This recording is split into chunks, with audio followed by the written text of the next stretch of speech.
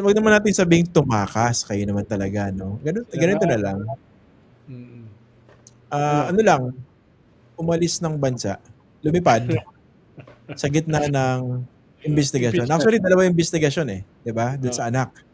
Yung Mm. investigation ng NBI pagdating doon sa supposed Honey honey trap, honey trap. Oo.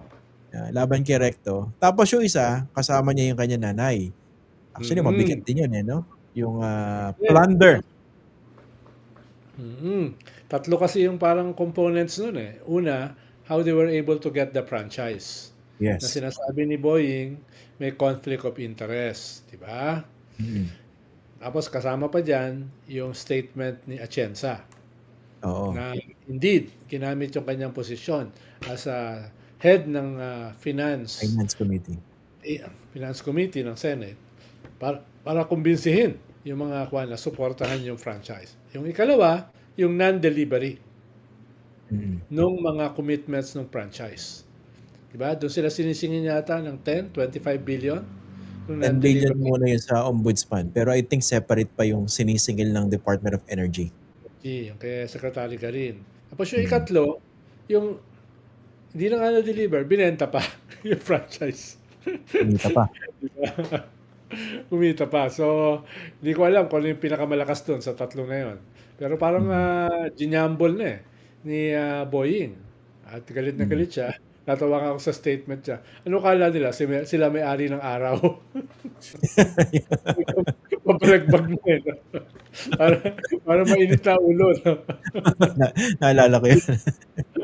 Yung araw na Nagbabawi yun. yung kanyang sandigan bayan, di ba? Bumaliktad pa yung kanyang mga marin, natakasan pa siya, di ba?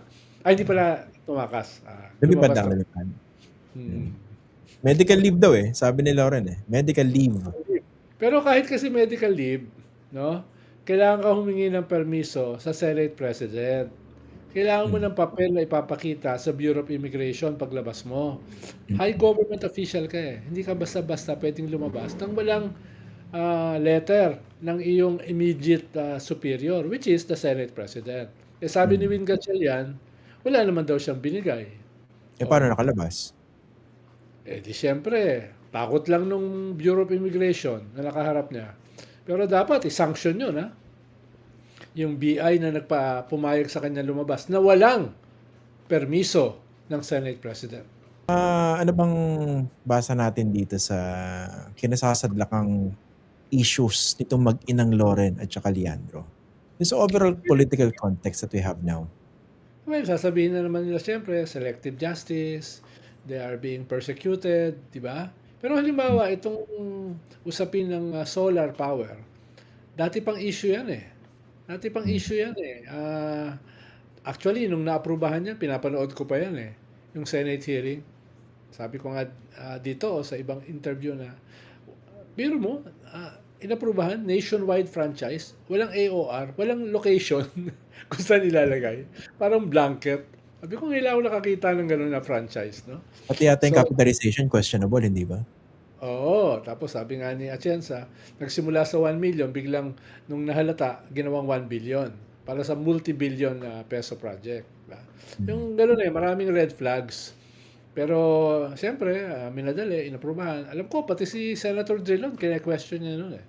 Noong panahon na yan.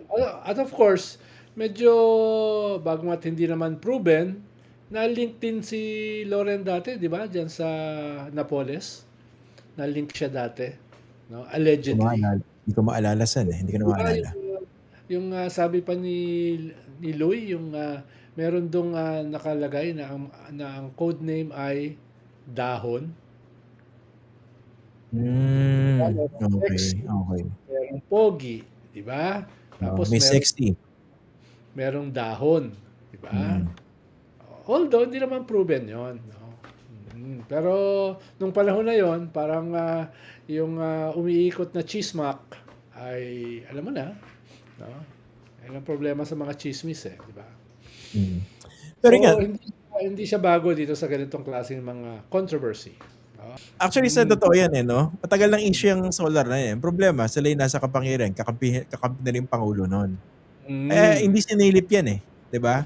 Despite Mm. the many red flags. So tama lang na nasisilip yan ngayon. Hindi naman pwedeng ganun-ganun na lang yun. Correct. Pero kahit pagpalagay mo ng wala pang kaso, no? PI pa lang. Kahit pagpalagay mo na sinisimulan pa lang, the very fact na sinabi ng ombudsman, nakakasuhan ko kayo ng plunder. No? Tapos humabol pa sa bundok honey trap, human trafficking, no? Talaga, tingin mo yung mga yan, i-risk na makulong kahit isang araw? Talaga? Ganun ba yun? I-risk ba nila yon? Di ba dapat magtiwala sila sa justice system natin? Yan, oo. Yan. Nagalit na galit. Yung justice system, nagalit na galit yung ombudsman.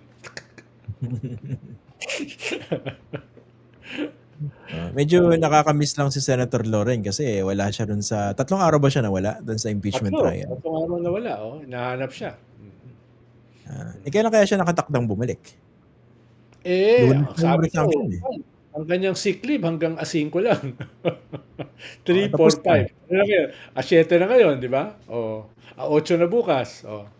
Ikaw ba, naniniwala ka ba dyan sa mga pasiklik-siplik na yan? Uso yan pag may kaso ng plunder, di ba? Uso yan pag may kaso nakakasakit, di ba? Ganun ba yun? Hindi ko alam eh. Dati, historically, may mga nagne-neck brace, may mga wheelchair, no? Wheelchair.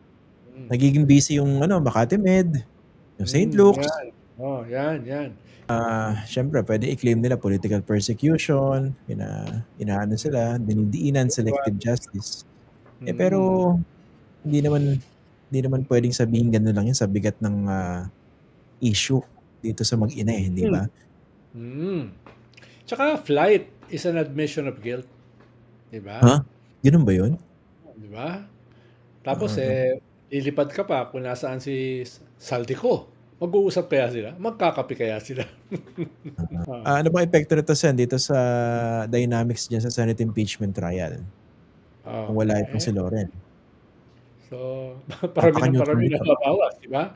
Akala ko dati, posible yung 14. Baka bumaba pa ng 14. Yung ano?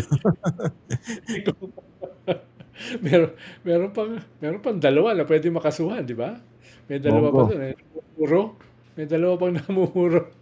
Si Bongo, tsaka si Alan Peter Cayetano. Ngayon, mula 2 ghost project hanggang 10, hanggang 20. No, parami yung mga ghost project. Di ba?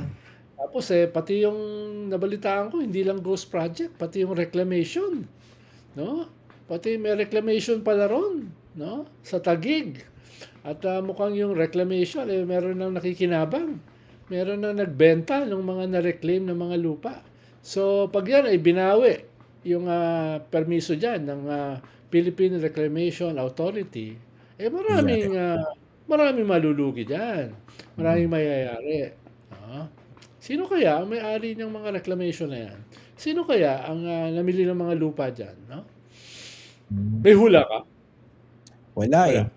Wala. Hindi ko naman. May control ng Taguig. Hindi ko alam eh. Ilan ang senador ngayon? Natitira? 21, di ba? Tama ba? 21. Oo. 3 wala Buwasan na isa. So, 20. Tapos, posible pang may 2 pang mabawas. So, 18. Anong 2/3 ng 18? Mathematics. Hindi ba di ba i-insist nila na pa rin, 16? Tingin ko hindi. Talaga? Tingin ko lang. Sino ba naman ako? No? Tingin ko lang. Pero, yun, no? Unfair yun actually sa no? Nag-i-hear ng ganitong kaso, ganitong impeachment trial, wala yung senator judge dun. Ano yun? Paano ako maghuhusga ron? Sick leave nga. Di ba? At naman tayo ano yung timing lang ba yun? Pag may plunder investigation? Siyempre. Hindi mo naman pinaplano yan eh. Bigla ka nagkasakit. May kaso ka ng plunder. Nasa gitna ka ng impeachment. Bakit ka sisisihin?